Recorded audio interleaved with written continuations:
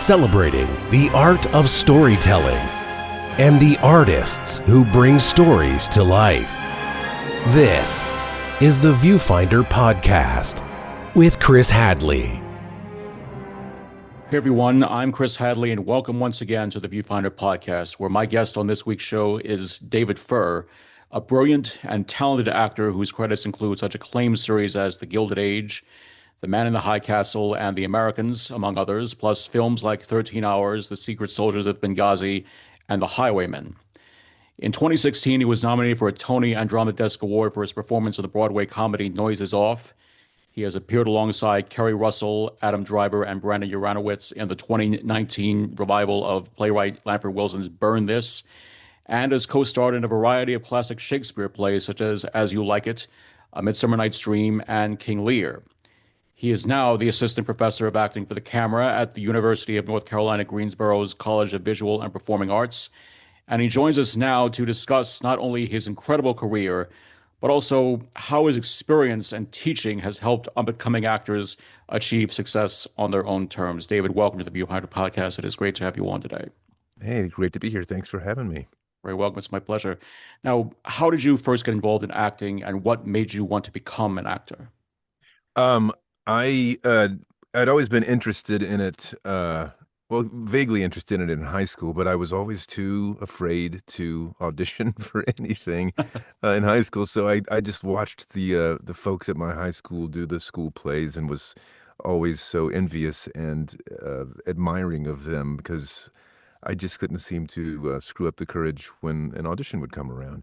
But by the time I got to college, which was at Appalachian State University in the mountains of North Carolina, I was meeting some friends, and some of them were going to some one-act auditions, and I just decided to tag along. And I didn't even get cast that first time. I think I got a call back for a one act, and I told them I don't know that I can learn the lines because I've never done this before. So they made me the stage manager, and that was kind of enough just to be around it and to have the addiction grow quite quickly. I was also writing music for some of the plays at that point too. So by the time I graduated from Appalachian, I'd done my first Shakespeare and my first Shaw, and had decided that I didn't think anything would be more fun than that. So that became my career choice, though I didn't have any reason to believe anybody would pay me for for doing it. And you also originally wanted to be a singer-songwriter before you turned to acting. Yeah. I mean, I grew up, being a musician. And so I think before turning to be an actor, I thought, well, maybe I'll be a rock star. So my parents didn't, when I told them I was going to be an actor, it wasn't like, some big thing they had to deal with. It was kind of like, okay, well, the other day it was going to be a rock star. So, Right. or broadcasting or something like that. But yeah, music was something, and it's, I don't do as much with it anymore, but I think music has been helpful as an actor in a number of ways, not the least of which would be just, whatever musicality we bring to what we're doing. Yeah. Does music help you prepare for playing a specific role, or is it just something that you use as a means of inspiration? I think that's a good question. I don't know that it helps me prepare, except that I think because of Shakespeare and because of my musical background, I think there's a sense of musicality and even just pitch variety when we're communicating. And I think that pitch variety and that musicality can help convey a character's thoughts, and especially in Shakespeare, because I think we have to kind of help the listeners hear the thought. Right. And so probably musicality comes into play more in classical theater and Shakespeare than, say, on camera work. But even then, you still have to get your thoughts across effectively, and musicality always helps with pacing and things like that. So, Were there any actors or performances that inspire you to take up acting, and are there any that have influenced your work over the years?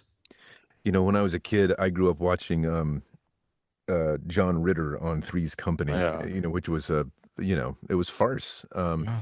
And I didn't think about it in those terms at that time, like, oh, I want to do what he's doing. But when I think back to where the seeds were planted, it was definitely, John Ritter and physical comedy from Three's Company. I watched MASH, and there was the Groucho type of humor from Hawkeye.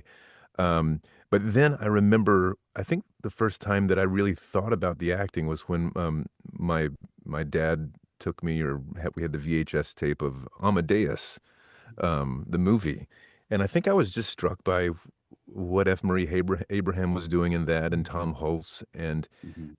when I think back to just thinking about acting, I think about that movie, and then as I explored it and try to figure out what it is that I enjoy. Then I realized, oh, John Ritter, MASH, Yeah, and then that took me to Charlie Chaplin, Buster Keaton, and yeah, those things were, Buster Keaton, I think still, both all of those have a huge influence, but Buster Keaton too had such stillness, and his eyes were so important. And as I've gotten into on camera work, those are things that are wildly important on camera. What was your education and training like when you first started out, and how did that, as well as your early stage experience, help you develop your skills as a performer? Well, as I said, I discovered it in college, and then and so I got a little bit of early training there, just kind of introduced to like what is it that actors do on the most basic level. And then I had some early professional work in North Carolina, kind of non-equity work in at North Carolina Shakespeare Festival, Mhm. and that led to more classical training in a grad program at the Alabama Shakespeare Festival. So I had this foundation in theater and certainly in classical theater. Um, and I took that training and did Shakespeare for years regionally all over the country and other classical theater, and that gave me a all that time gave me a lot of seasoning in different styles and different demands. And because it was theater, there was a lot of collaboration going on. Um, and so it developed those aspects. And then when it came to camera work, um, I had to just figure out what elements to keep from the craft and where the differences lie between stage and camera. And I had to learn that camera will do all the magnification for you, and on stage we have to kind of do the magnification ourselves. And then, of course, I just had to learn some of the different camera-specific technical Yeah. demands. But, it was all based on a theatrical and, largely Shakespeare Yeah. foundation, which is just great seasoning for, all kinds of dramatic work, comedic work, clown work, and holding trays for other people who are doing, the main Yes. roles. What was your first big break in this industry, and how did it happen? I don't know about it's big breaks. Uh, for me, things always progressed as lots of little small steps, but ever forward. And so, if you have actors that listen to this podcast, young actors, in a way, I mean, there were some that were kind of a bigger break than what came before, but it was always just a little progression of small steps ever forward. And that was great because I was always kind of ready for that next step. If I'd ever taken a huge step, who knows if I would have felt ready for it. Right. So it worked for me. But I would say, my first Broadway show was just being in the ensemble in King Lear when Christopher Plummer played King Lear. So it wasn't like a big break, but it was a big milestone. And then once you have a Broadway credit, then the next Broadway credit might come just a Yeah. tiny bit easier. The first real noticeable role I had in New York City was Jack in The Importance of Being Earnest, because he's one of the two leads. And Brian Bedford was directing it and playing Lady Bracknell, and I think he didn't want anybody more famous than him.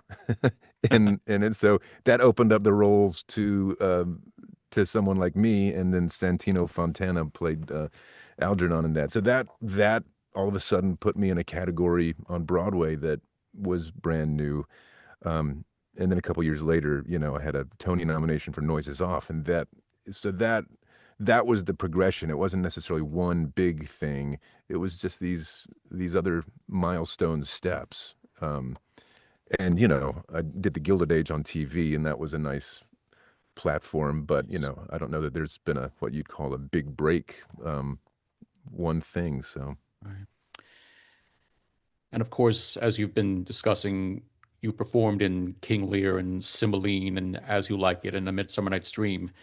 Compared to your more contemporary projects, is the preparation for performing Shakespeare's works more daunting, or is it something that you can slowly develop a feel for the more familiar you are with the material? It's definitely something you get a feel for, and I really like it because to me it's like a lot of detective work. So it's you Mhm. sit down with the text and you look for all the clues that Shakespeare's provided for you that you can then turn into acting choices, and you can also there's so much written about his plays that it gives you all this material to go pour through about what did this person say about, Hamlet? What did J. Dover Wilson say about Hamlet? And you can kind of pick and choose as you start to formulate your own opinions about a character in Shakespeare. You can pull from this person's idea and pull from that person's idea, and it helps you refine what I don't think that's true for this reason or whatever. It helps you refine what you think. And I love all that. I love that, having resources to pour through and to find the clues that Shakespeare put in the text for you. Um, Contemporary projects um, have no history to them. Right. Which is liberating and daunting because, I came from Shakespeare where I could go seek out other people's thoughts to compare against my own. But you're also, in comparison with, however many hundreds of years of Hamlets, and Right. everybody knows to be or not to be. So things can be a little loaded in that respect. Whereas with contemporary, or TV, most people have never played this role before.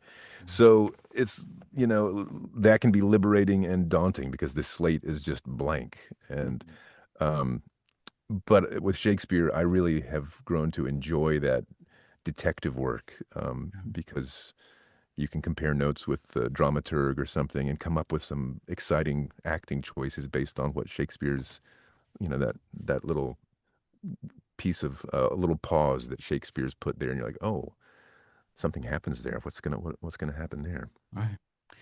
And you've done Noises Off, you've done Burn This, and you also last year started a production in Greensboro of Peter and the Starcatcher. What are your memories of performing in those productions, and how were you able to play off the other cast members? Um, with Noises Off, I just remember, I mean, that's kind of famously one of the, if not the funniest play ever written. And so just simply being on stage for that experience, with the laughter that is hitting, it's like being in a comic rock concert. Yeah. And so I just remember the laughter, and um, it was one of the only experiences I've had. I remember Act Three. There was, I have this phone, and it's getting just yanked all over the stage, and at that point in the play, the audience a huge laugh would hit. And normally, as an actor, you'd wait for the laugh to peak and then just start to subside, and you'd jump in with your next line. But I remember that laugh just did not subside. It just like went up big and just plateaued and never started. And I remember asking the playwright who was there, what is your advice there when they just when the laugh is not subsiding? He's like, you've just got to just try to overcome it and start, bigger. So I remember the laughter and how joyous that was. I also remember just the physical comedy, and I was always banged and bruised and scratched, and that was kind of like I realized it was like being in a minor car accident for the at all times. That Yeah. Burn This, it was great because it was so intimate, and we get to sit down and have a drink, which, in a lot of classical theater, you never get to sit down. Or in Shakespeare, nobody sits in Shakespeare, No. except the king. Um, but also, I was working with Kerry Russell and Brandon Uranowitz and Adam Driver, and it was just so great to be with them. And then Peter and the Starcatcher, which was in Raleigh, a Yes. friend of mine was coming down to direct that, and she offered it to me, and I thought, well, that would be fun to work with her and to do Black Stash and Peter and the Starcatcher. But also, my kids, including my 11-year-old son, had never seen me in a play, Hmm. just because of he was too little when I was doing Burn This and Right. Noises Off, or can't remember what he was born for. And then there was a pandemic, Right. and so I thought, well, here's a play that I could go do that they are going to just love, and doing Black Stash was something that I thought they would really get a kick out of. So sure enough, they got to come see me on stage for the very first time, and for it to be that particular role and that particular play, it was just a big box being checked off to Right. be able to say, okay, this is if this makes anything make sense to you, to my kids, then but they loved it, and a few things dropped into place at that moment for both of us, I think. And Black Sash, for those who may not know, is the villain in Peter and the Starcatcher. Yeah, kind of the he eventually becomes Captain Hook, so it's Oh, really just super fun yes. and funny. Do you find that doing live theater is more challenging and demanding than acting on camera? And if so, how? Well, to me, theater feels more like home because that's where I came from. So it is demanding. It's the stamina is different. You start, if you're going to play Hamlet, you start and then you just do the whole 3 hours or 2.5 hours almost without stopping. So that physical and mental stamina is over a longer period of time. Um, that being said, it also draws you in and kind of helps you get focused because you never leave it. And on camera, you need small bouts of high focus and small bouts of concentration, but it has to be kind of intense focus. Um, and there's a lot of distractions around, so the challenges are different. And stage kind of takes care of you. It pulls you into the story, and you get to stay in. And you also have this crafted world around you that's defined by lights and things like that. I also like the rehearsal that theater provides because, you get, well, anywhere from 2 to 4 to 5 weeks of rehearsal to try things and say, well, that doesn't feel so good. I'm going to try some different choices. And on camera, you don't get that kind of rehearsal. No. You show up and have a little camera rehearsal, and then you just do it, and you get more chances to get it right. But I think for me, I get relaxation from rehearsal sometimes, and so theater is great for that. So it has its physical challenges in terms of the length of a play and what you might have to do in it, and you have to get it right in front of 1,000 people or whatever. Um, but camera has a different level of focus and concentration, and you're doing things out of order, and you might be showing up for the day and having your most vulnerable moment in front of 50 people. And, that's, you have to do that on stage too, but you can kind of work up to it in the course of the story. In what ways did your theater training and your work on stage help prepare you for transitioning to on-camera work? Well, like I say, I had the foundation on stage, so, it just established, I had all these years for it to just establish the underlying craft of acting. Because of doing plays, I had to get good at script analysis and then just, the scene work. I had to, work with partner after partner after partner and um, flesh out the backstory of the characters and, the given circumstances. So it gave me a great foundation and seasoning in terms of the craft. Um, so in that regard, it definitely helped me towards the on-camera work. And then like I said, it's, it's, camera demands something that's related but different, and that's that you need to have less performative quality and more of a lived-in experience. And that's true for theater too. You want to get on stage and have an experience, but the stage can sustain more of a level of performance because people are so far away. The camera, we try to get rid of as much performance as we can and try to have an experience. Um, and hopefully by then, some of that seasoning of the craft of acting can kind of catch you. Um, and without it, you would have to just rely on some wonderful instincts or something. So I think stage and theater gave me the foundation, and then I had to just adapt how much magnification Yeah, I do yeah, for the camera or don't do. right. And you're also a voiceover actor. You've done commercials, you've done narration, you've done various things. Did any of that training translate into your voiceover work? I think I definitely think the classical theater um, helped because you've got to with Shakespeare and everything, you're very concerned with what the operative words are, and you might be concerned with descriptive language, but it has to be still conveying a thought. So just knowing how to pull out the different thoughts from a piece of a commercial script or something like Right. that.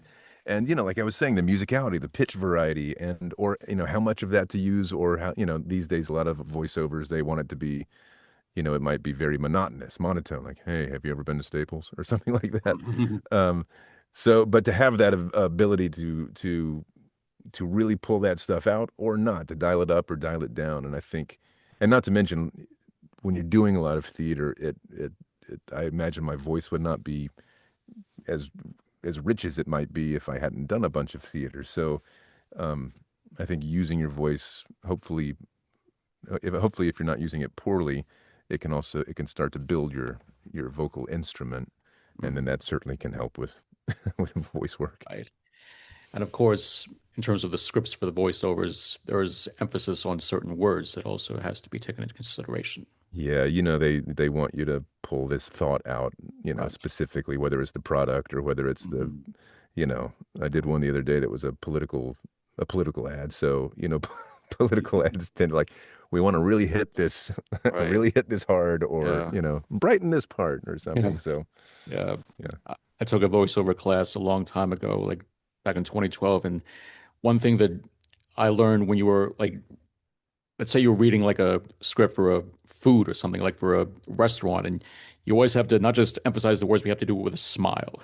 And you have to Yeah. talk with your hands like this, as you punctuate every word, as you emphasize, enunciate.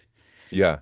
It definitely helps to like stand up and get your body into it. And, Right. and I haven't done a whole lot of animated voices yet, but, I think, I imagine you get your whole body into Yeah. that stuff, which is fun when you have permission to, Right. effectively just like almost overact. So On TV, you first appeared on All My Children before guest starring in shows like CSI Miami, Law and Order Special Victims Unit, The Mentalist, Private Practice, The Good Wife, and Elementary. What did you learn from those early on-screen roles, and how did that knowledge help you get ready for your later work in TV and recurring roles? well, those early jobs, I never had an on-camera acting class, so I had no reference for I had no reference for what was different about it. I had no reference for the technical elements of it. So those first jobs were really kind of learning on-camera acting on the job. And um, I had to learn all the technical stuff like hitting marks and learning the different frames, learning some of the terminology that people were using, who these people are that are on set, like what is their job, Mhm. who are they, and what is their job, and so navigating a set, and how you might move with the camera, stand up or sit down, and take the camera with you. All of this stuff was I didn't know what I didn't know, and I had to first learn what I didn't know, and then try to figure out what I didn't know. So all of that was just learning experiences. And then I could put that awareness into my auditions, for self-tapes especially, put stuff I was learning on set, and then have a bit more of a savvy approach to how I'm using the frame for a self-tape audition. And then but above all, just gaining that knowledge meant I could get more and more comfortable on set, because there weren't so many unknowns, there weren't so many questions. When people spoke the terminology, Mhm. I didn't feel like an outsider. I felt like, oh, I know what they're saying and it has nothing to do with me, so I can just let that go or whatever. So those were learning experiences by which I could gain relaxation and also start to um, do things as an actor that are going to be of help to the people making the TV show or the movie. Yeah. I can ask questions before the moment so that I can do them on the moment, that kind of thing. So Right. a lot Yeah. of learning experience on the job. Mhm. And that later work included roles on shows like The Americans and Mr. Mercedes, where I first noticed you in that scene where you're talking to the staff of the. It Yeah, was such a well-written scene, I should say. it was. Yeah, that was a big monologue where he is just kind of it was almost like a little Game of Thrones monologue in the middle of Yes. this video store staff meeting. Right. And yeah, that was fun to work on. And it was even, I mean, the uncut version, they edited the speech down a little bit for what you would have seen, but it was fun to work on. Yes. That was the audition, I remember. That was a taped audition from some hotel room somewhere, and but it was exciting to go do. Yeah. And of course, you also were on NCIS Los Angeles, The Following, Bull, Odd Mom Out, Turn, Washington Spies, Dynasty, and The Equalizer. What were some of the most fun and challenging parts of playing those characters, and how were you able to adjust to working alongside the established ensembles of those series? Walking into an established ensemble like that it's always I mean, I think it's a challenge. I think most people probably would. Maybe there's some actors out there that like it doesn't matter to them, but you're showing up to do an episode or maybe a couple of episodes of an existing TV show, and it's got their series regulars and sometimes their stars. And it's like the whole being a new kid in school thing that I think most people can relate to some degree.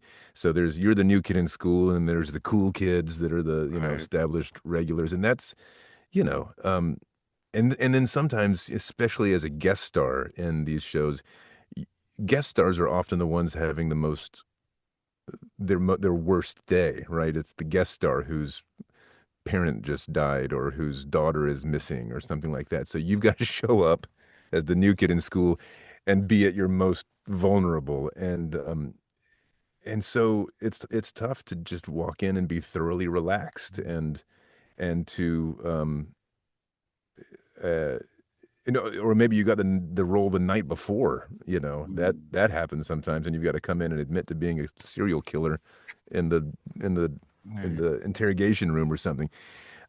So, it's tough to walk in and really take ownership of like I'm one of the stars of this episode. It's tough to walk in and not be like, "Hey, don't mind me. I'm just here for the week or whatever." But you have to go in there and own your space to some degree and um to allow yourself to be the guest star. And that's tough, and it's something that I, butt up against each time I get a job, and maybe it's a little bit easier. Yeah. Just you have faith that it'll be fine, and you're not going back to square one. But Right. so that's always an adjustment. But it's fun, and a lot of those all those shows you mentioned were different in different ways. Mr. Mercedes was fun because it was a Stephen King thing, and so for instance, it was fun because there was a dream sequence where the serial killer imagines that we're all dead, that everyone in the restaurant is dead, and so they had to do a shot of everyone in the restaurant with blood and knives sticking out of them. And that day, Stephen King came to set to just have a little cameo in that shot. So he was the short order cook. So I remember being in my trailer and looking out and seeing Stephen King walk by they had already applied the hatchet to his neck. So this, fake hatchet sticking out of his throat. And that was my encounter with Stephen King as, he's walking by my trailer with a hatchet sticking out of his throat. And I thought, that seems right. That's about right. So, these are experiences that, and then we get to be in the Revolutionary War with horses and muskets and, you know, uh, on Bull, I was a recurring role. So I got to be less a new kid in school and more like a returning, building of relaxation with the rest of the company and the crew. And so all these things they're all very different and specific and fun because unlike theater, sometimes you get to go like with Turn out in the woods and you're on location doing stuff or driving around in the Americans because you're following somebody, that's Yeah. not something we pretended on stage, but in TV and film, you get to go be on the top of a mountain in the Rockies or something, and it's a nice office for the day. One of your darker characters was also someone who really existed in history. That was the infamous white supremacist George Lincoln Rockwell, which you portrayed on The Man in the High Castle. Right. How did you prepare for that role, given the historical aspects of both your character and the alternate history of the series itself? Yeah, that was a really interesting series. It's for the listeners, it was an alternate history of the United States as if we'd lost World War II. And I think the divergent point in our two histories was, I think maybe part of the research was that they gave me a show Bible of here's the history of our show. So we shared an American history up until I think maybe in the show history, maybe Roosevelt was assassinated during World War II. And that was the point where American history as we know it and the history of the show diverged.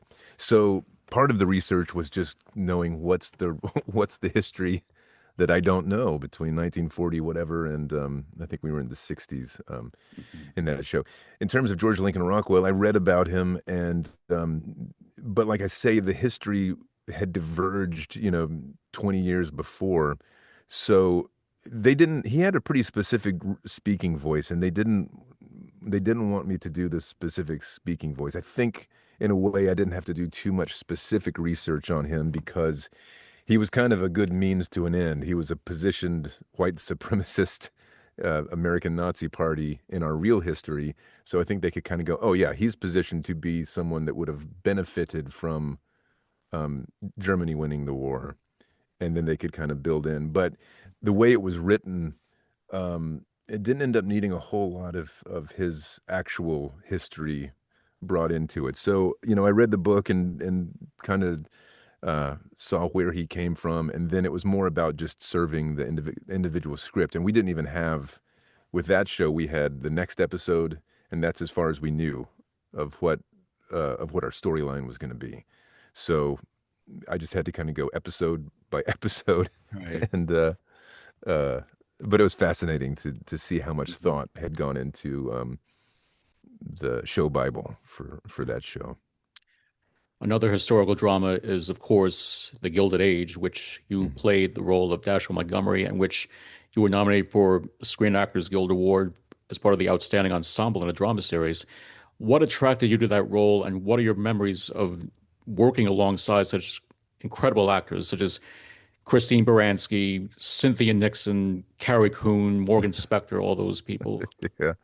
Well, I mean, what attracted me to the role. I mean, first of all, it was such a. I remember I auditioned for it before it ever aired in the first season. I auditioned, I think, for the pilot, and so I'd seen what it was going to be, and then I got to watch some of the first season.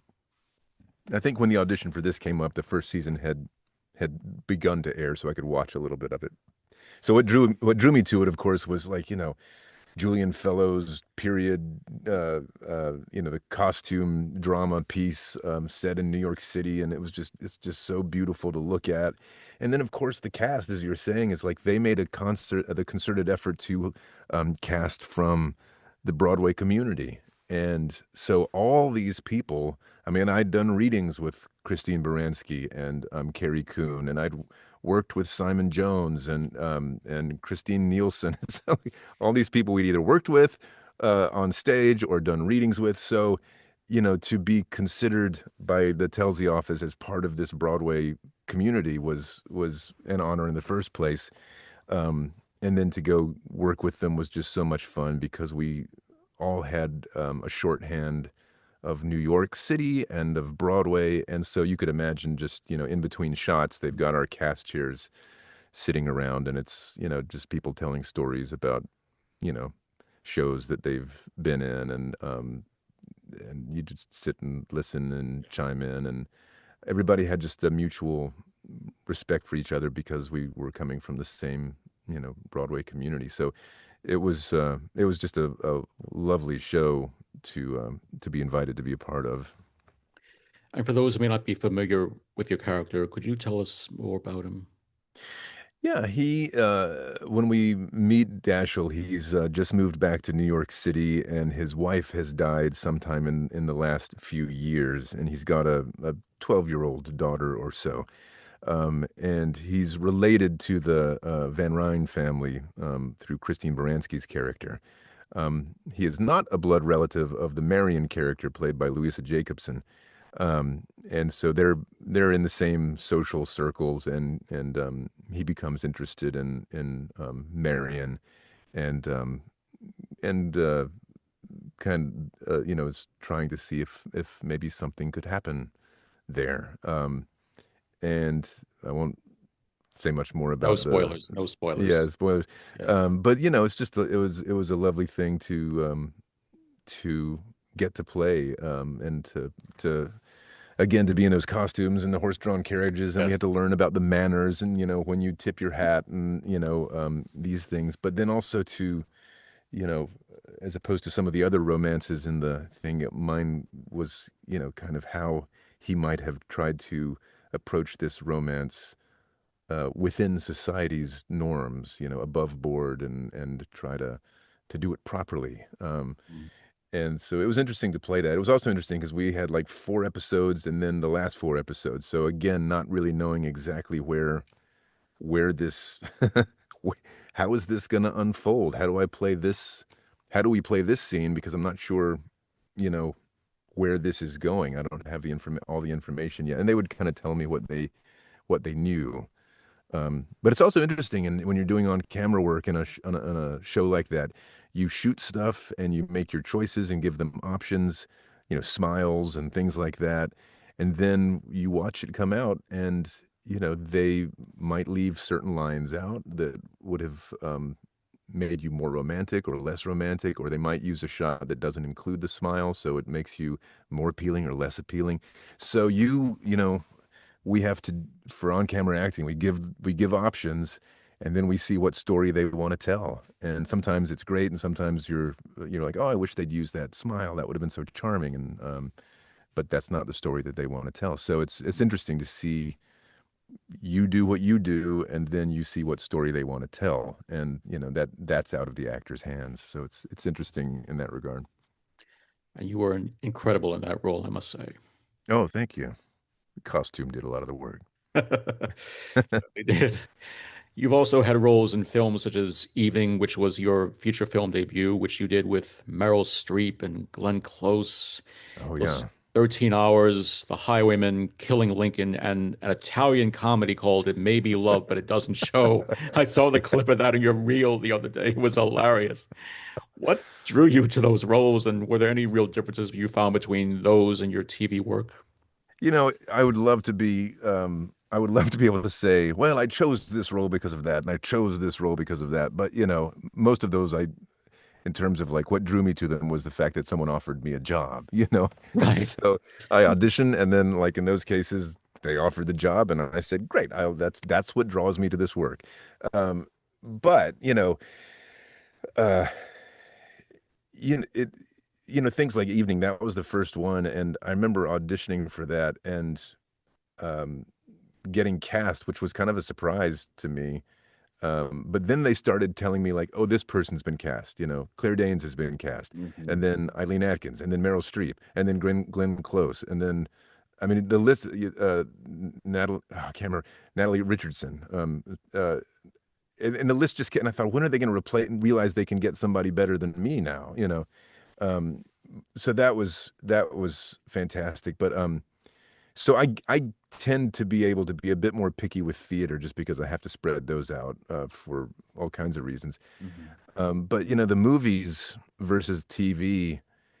I mean, part of it's the scale and the locations that you get to. So like the 13 Hours was in Malta, and the Italian movie was in Italy, and the Highwayman was like, out in the boondocks in Louisiana. Yeah. And so, and then, or you're up on the top of the Canadian Rockies, and that doesn't happen as much in TV. I mean, obviously, if you're doing Game of Thrones, you're going to be in any number of these places. So, Right. some of these types of TV shows are really blurring the line between, movies and TV. Yeah. Um, but you know the other thing that feels different to me from movies from TV is like you for a movie you're all coming together to do one story over the course of these weeks, and that feels a little different than jumping on a train that of a TV show that might be doing 22 episodes, and you jump on for one or two or whatever,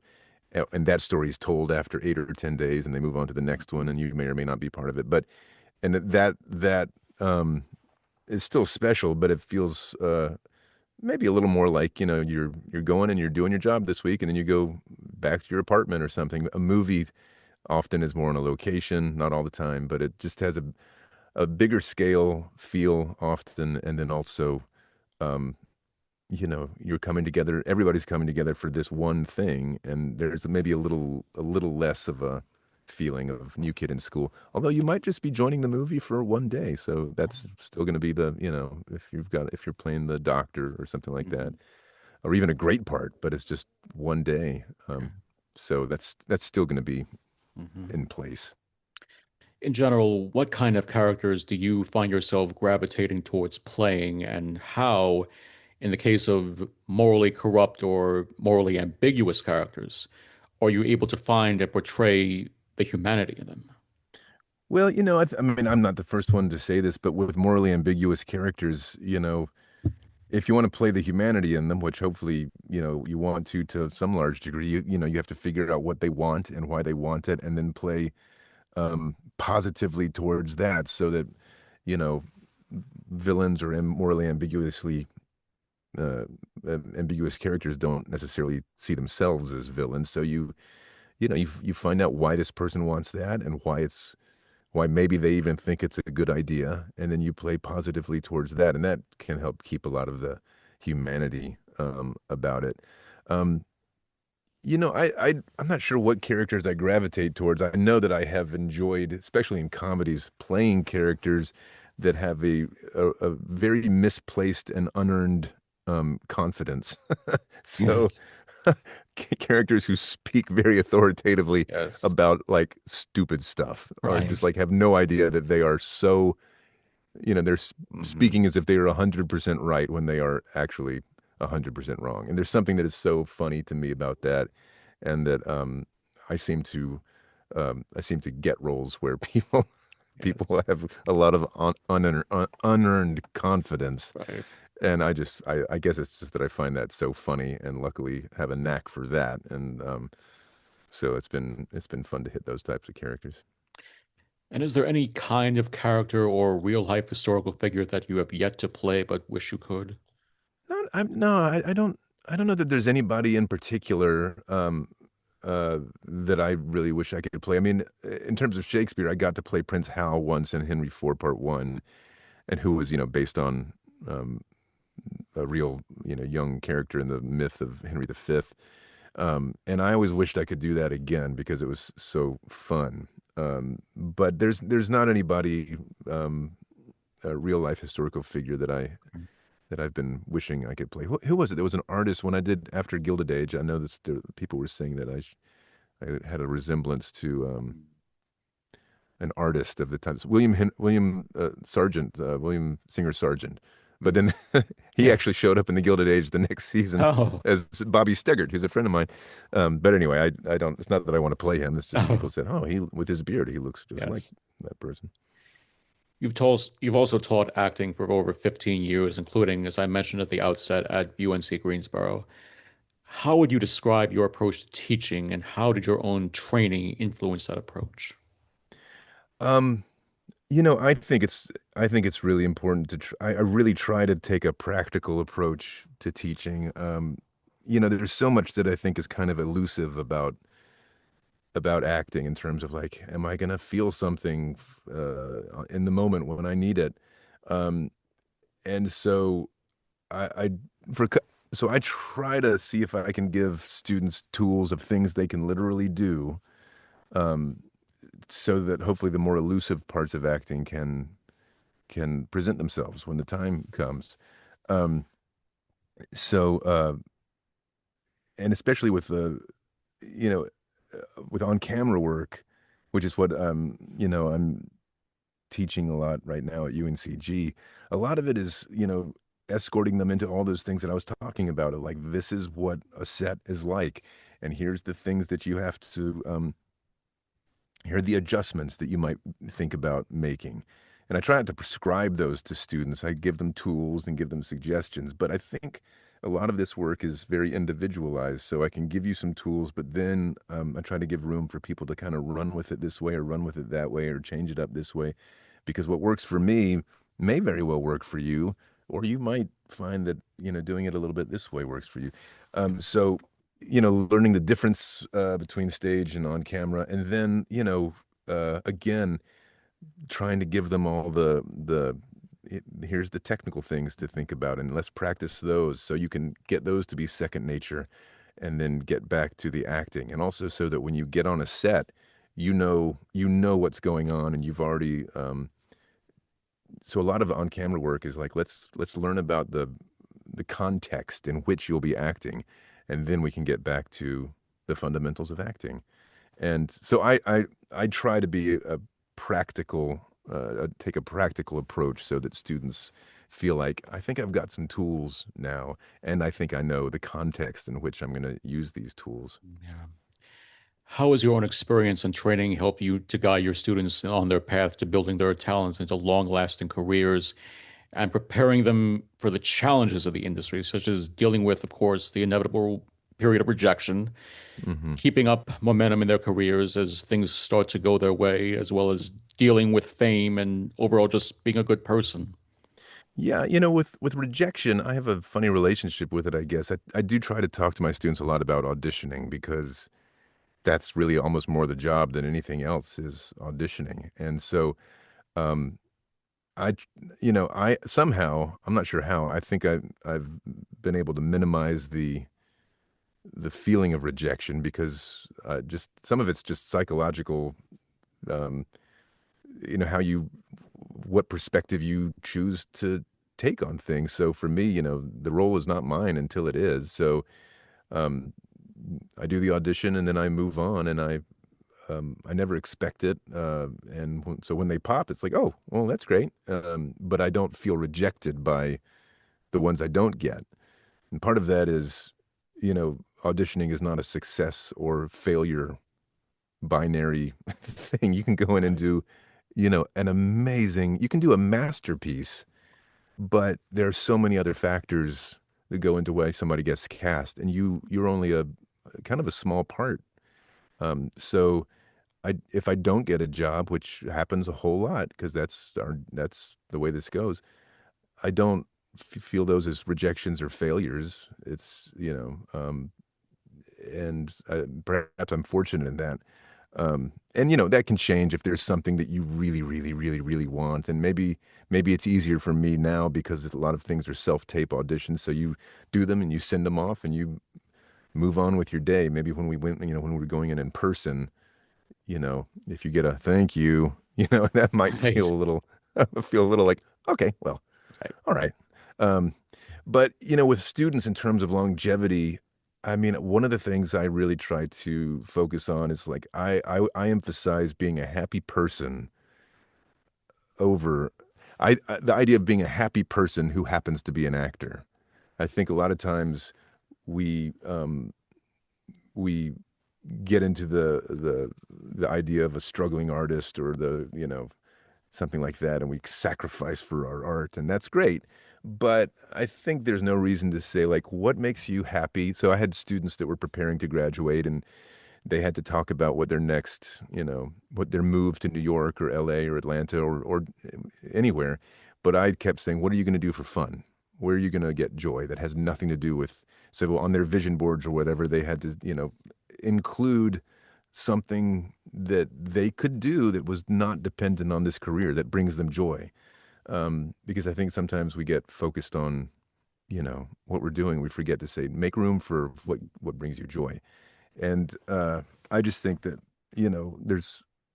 I would prefer people be happy people who happen to be actors. So that's what I try to stress. And when it comes to and finding balance between the work and you as a person, Yeah.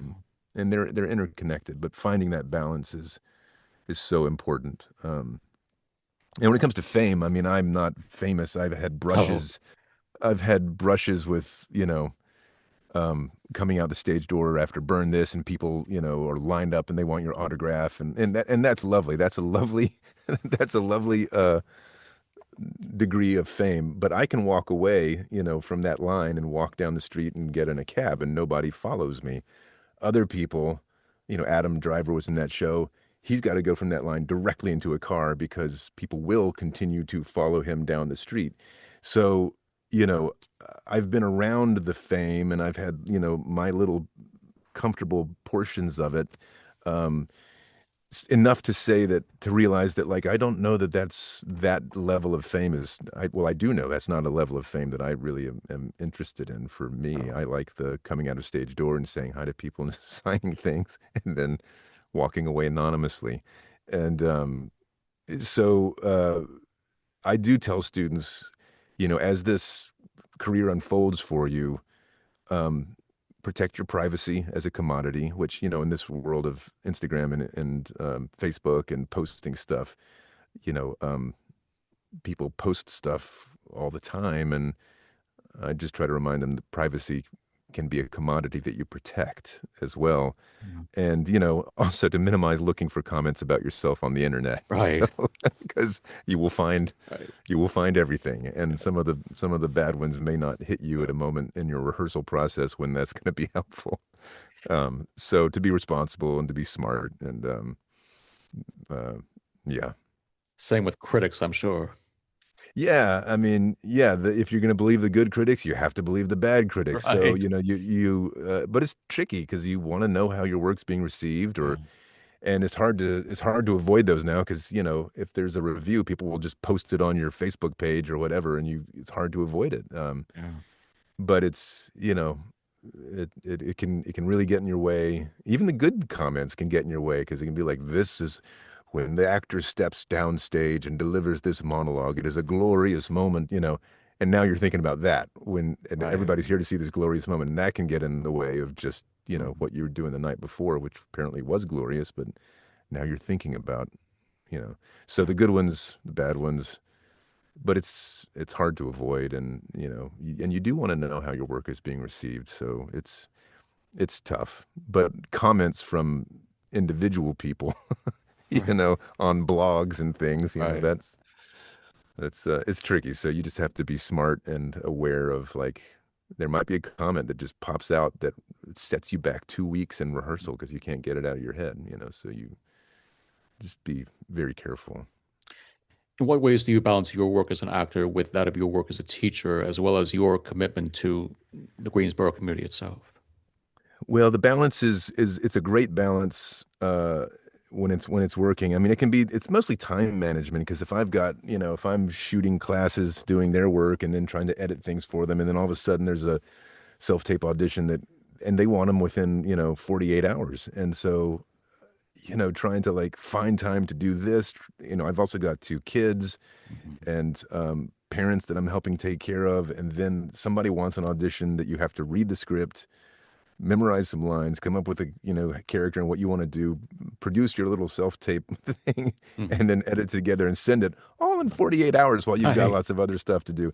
That is tough. That balance is tough. But I do really find that I am um, enjoying the balance of having the professional side and the teaching side, because I'm also teaching stuff that I really enjoy teaching, and the engaging with the students is so much more rewarding than just like, here I am in my little voice studio right now. And, when this is your office, you're just all alone with your clothes in your closet. Right. And so getting to be with the students and the other faculty members is great. So I love the balance, and UNCG has been great because when the professional work has come up, that's why they hired me. They hired me for my professional background. So when and they want me to continue working, Mhm. so I can keep bringing back, the lessons to the students. And so far, when that's come up, they've said, great, we'll make it work, go. And if they continue to do that, then Yes. this will be a great balance because I don't have to give one up for I put teaching off for so long because of the professional work. I was like, how do I do that? So then I finally just decided to give it a try, and it seems to be working. And this day and age is helpful because I can do voice work from here in Greensboro, North Carolina. I can do self tapes from here in Greensboro, North Carolina, and I still book from here in Greensboro, North Mhm. Carolina, and just go when the jobs go. And I mean, that's because of having 26 years in New York to establish myself, and I have representation that's still New York and LA. But technology and the pandemic and all that means I can do it from here now. I mean, Broadway, you have to be physically there for, but um, Yeah. yeah. You ever thought about going behind the camera, writing, producing, directing, or even Not on so stage?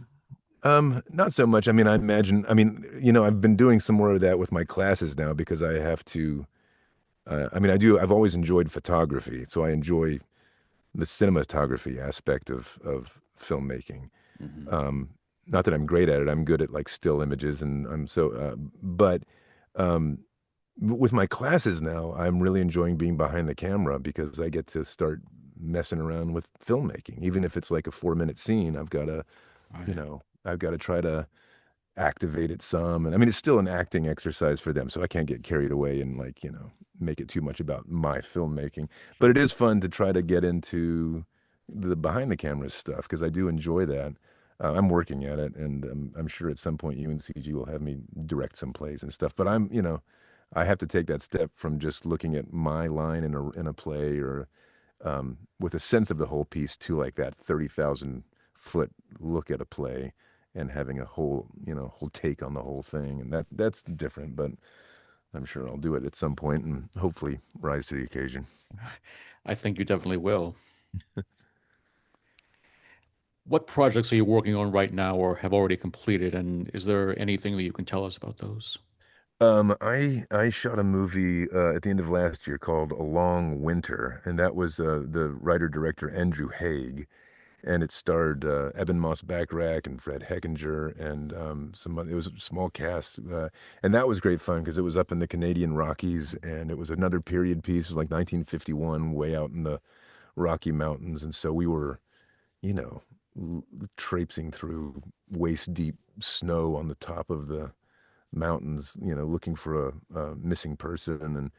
And I'm not sure when that's going to be released. I would assume either later this year or early next year. I haven't seen any release date on it, but that was fun, and that was something that UNCG said, "Yep, go, go," and I could make some video content for my students and bring it back to them, saying this is what I've been talking about in class, except on a different scale. I'm. It looks like I'm going to be doing. I can't. They haven't announced it yet, so I don't have liberty to announce it yet. But I'll be going up to New York to shoot something for Netflix, a series this summer. So in just a few weeks, I'll be going up to New York and starting work on something up there, and that'll be drawing to a close about the same time that the semester starts up for Right. UNCG. So it's a nicely placed piece of work for me. And then just voiceover work. I did a political ad just the other day from right here in this closet. And Mm. so, you just audition, and when things pop, you go do them. And in the meantime, I'm here, and that's been a nice balance so far. Definitely is. And finally, with your experience as a guide, what have you taken away from your life so far as an actor and a teacher? And what advice do you have for anyone who's either wanting to become an actor or someone who's already in this industry and just starting out? Like I said, I think for me, and then I don't mean to make this sound easy or that I've been successful at this, but to not try to, don't forget to prioritize your own happiness. There's times that I've had to say no to jobs because I remember years ago, though, I could either go do this job in upstate New York in the winter, or I could go, see my girlfriend over a Christmas break. And Mhm. I chose the relationship in that instance. Um, and I think that was the right choice. And I think just trying to keep in mind and what's going to make you happy as a person and where your priorities are at any given moment and being aware of, what your priorities are and kind of in what order. And that's something, and then to let those change over the course of your life because your priorities will change when you're brand new, um, just been a student and now you're moving to New York or something like that. Your priority can just be yourself and your career. But at a certain point, you might, you know, move a relationship up on that priority list, and then you might move some children up on that priority list. Right.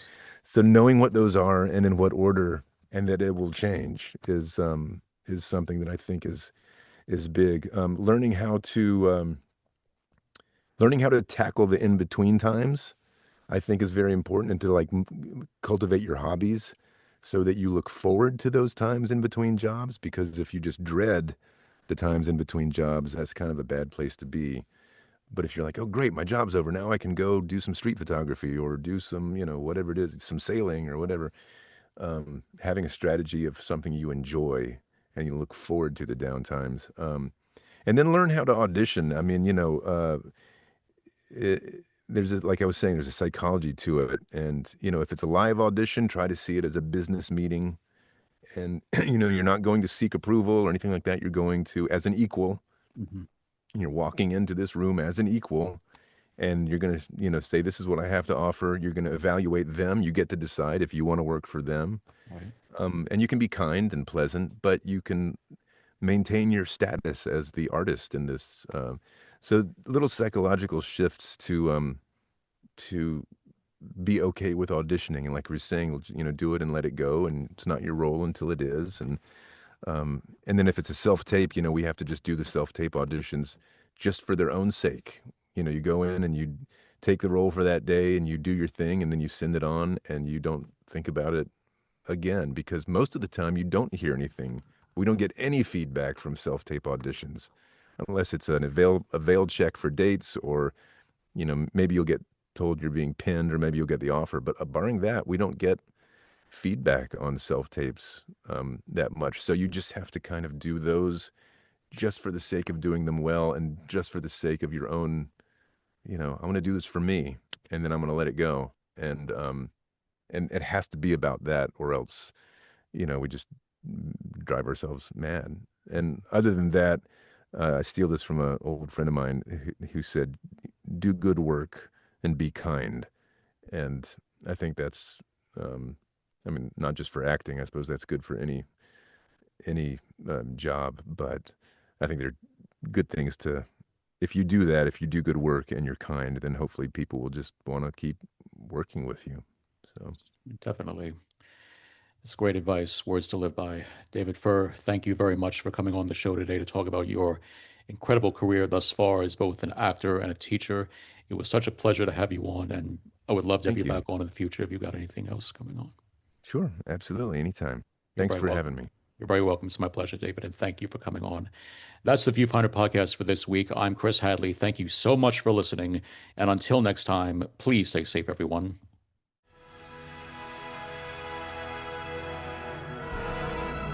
The Viewfinder Podcast is hosted, written, produced, and edited by Chris Hadley. The show's title logo is designed by Matison Leblanc. Our theme music, Call to Adventure, is composed by Scott Buckley and appears under a Creative Commons Attribution 4.0 license. Be sure to like, listen, and subscribe to the Viewfinder Podcast on Apple Podcasts, Spotify, or wherever you get your podcasts.